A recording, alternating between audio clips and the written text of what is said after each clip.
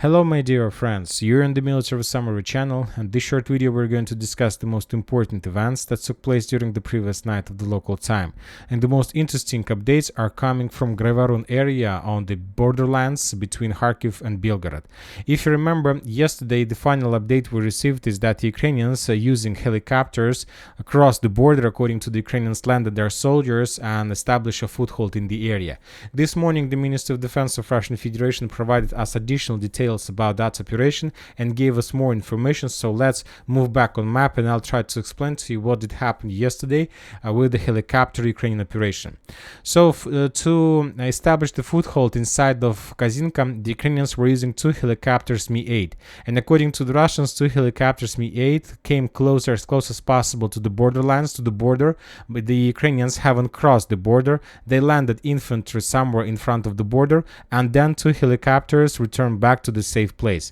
So the Ukrainians appeared in the fields. After that, according to the Russians, the Ukrainians bypassed around a kilometer to the borders and entered the first street in the village. And obviously, as I understand, the Ukrainians entered the Miru street, this one. So the Ukrainians, after they were landed, crossed another kilometer, entered the Miru street, and after that the Ukrainians started moving along the streets and buildings of Kozinka street. Of course, 30 soldiers is not enough to establish control and to establish more or less stable foothold. I'm not sure what the Ukrainians were thinking about. To establish a stable foothold in this area, they at least required maybe 70 or 80 soldiers, but not 30.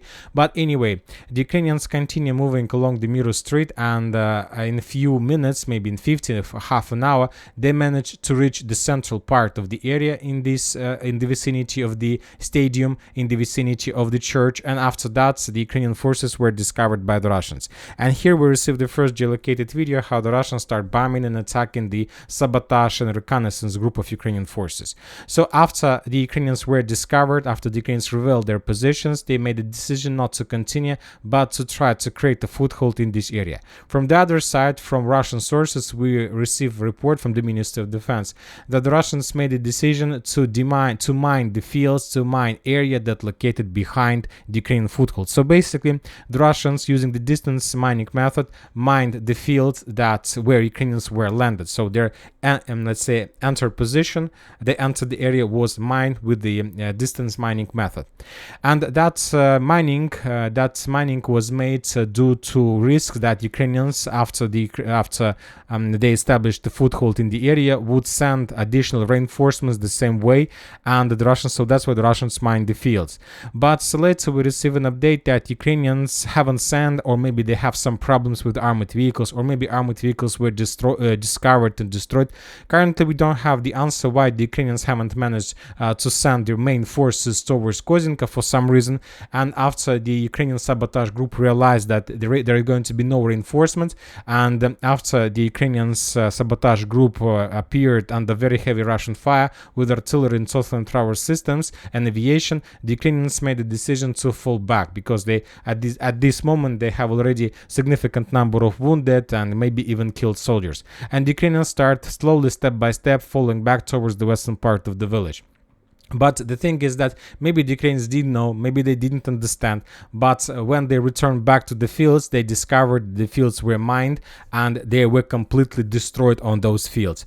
Later, somehow the Ukrainians managed to send additional reinforcement, but in this case the Ukrainians sent reinforcement for evacuations also towards the mined fields, and the Russians are saying that they destroyed the second group as well. So according to information we have, as a result of clashes, as a result of that landing operation with helicopters and forces, the Ukrainians lost 50 soldiers, so 30 soldiers of special forces that were sent, and additional 20 soldiers that were trying to complete or to make evacuation of wounded. So having significant losses, the Ukrainians haven't managed to achieve anything.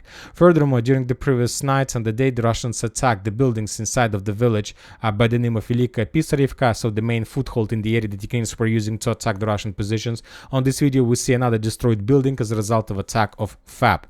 Furthermore, the Russians summarized summarized everything that happened during the previous 3 days and provided detailed update, detailed information describing the entire situation. The most interesting part is the final report about where the Russians summarized the Ukrainian losses.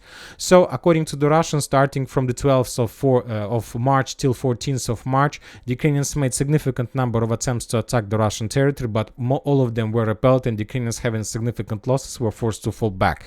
The total losses of the Ukrainians were more than 1,500 soldiers, including 500 that can't be replaced. So it's like this complete losses, and 1,000 soldiers were wounded. Furthermore, the Russians destroyed 18 tanks and 23 armored personnel and armored vehicles and fighting vehicles machines.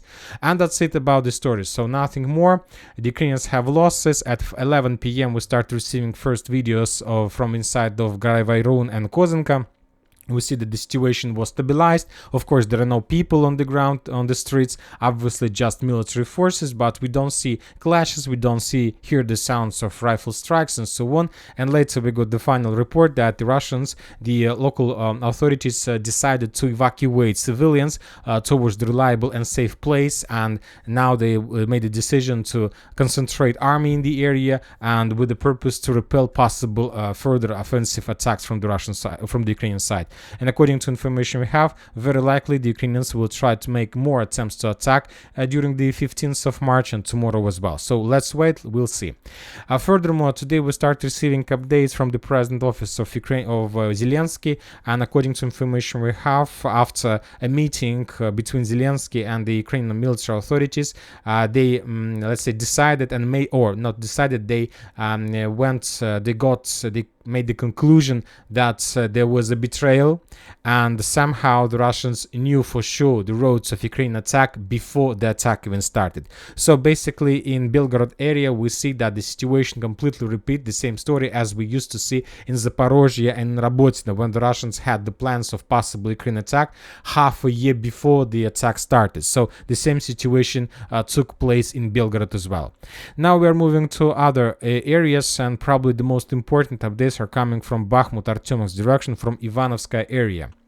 If you remember, during the previous days we stopped receiving any updates from the village. Nobody was telling us anything about the situation.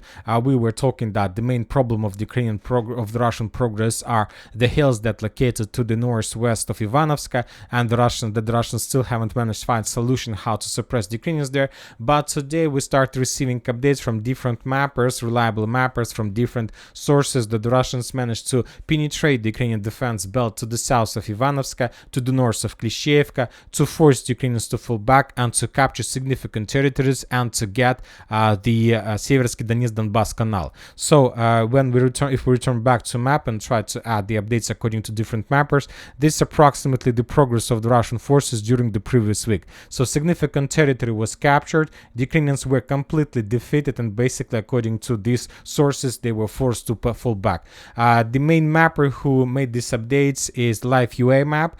For some reason they made these changes, so let's wait what is going to be next, because if it's true, obviously the next few days or today we're going to receive some details regarding this progress. But also if it's true, obviously the Ukrainian positions in Kyiv are doomed and probably will collapse very fast. Furthermore, this progress for the Russians allowed them to cross Seversky Donetsk-Donbass canal and to start offensive operation behind the Chasov Yar. So this is completely different situation, this is completely different story, and of course it requires additional analysis to understand the further Russian steps. But anyway, if it's true, obviously this is the end of the Ukrainian foothold on this side of Seversky Donetsk-Donbass canal.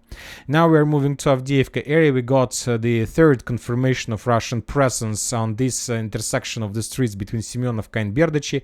Another video published by the Ukrainian sources, the Ukrainian Bradley once again arrived in this area and was attacking the Russian positions there. Maybe this is the repeat of the same video that we saw yesterday, maybe this is new video. Currently it's unknown, but for sure we can say that the Russians are still there. Different mappers start updating their maps showing additional progress, so the battle for Berdichi is about to be finished as well. And additional reports are coming from Zaporizhzhia area. Today the Russians, if you remember, yesterday we discussed the Russian progress, but that was not the only progress the Russians managed to achieve. We have additional videos for today that we are not going to watch due to losses and casualties. casualties, but anyway, the Russians very likely during the previous days managed to improve their positions much further in comparison with the configuration we see right now, and very likely that this is approximately the current situation on the ground on Zaporizhzhia, Robotyne directions. And that's it for the short video. Military Summary channel reminds to condemn any violence in the world. Thank you for watching, subscribe to my channel, put your likes, join my Patreon, and have a good day. Bye bye.